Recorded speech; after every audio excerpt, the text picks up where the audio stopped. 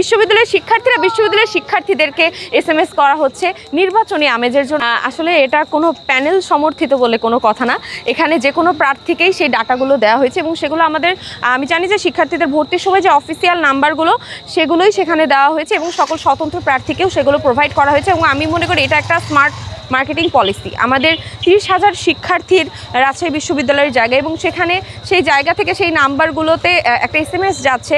সকল শিক্ষার্থীরা তাদেরকে রিচ করার চেষ্টা করছে। আমরা যাদের কাছে পায়ে হেঁটে যেতে পারছি না, যাতে তাদের কাছে অন্তত ছোট্ট এসএমএসটা থাকে, সেটার মাধ্যমে আমরা চেষ্টা করছি। এবং এখানে অবশ্যই কারো প্রাইভেসি নিয়ে কোনো কিছু করা হচ্ছে না। বিশ্ববিদ্যালয়ের শিক্ষার্থীদেরকে এসএমএস করা হচ্ছে নির্বাচনী আমেজের জন্য এবং নির্বাচনের ভোট চেয়ে। আমি মনে করি যে বেশিরভাগ শিক্ষার্থী এটাকে অনেক পজিটিভলি নিয়েছে এবং উৎসব মুখরতার সাথে তারা এটাকে নির্বাচনটাকে উপভোগ করছে।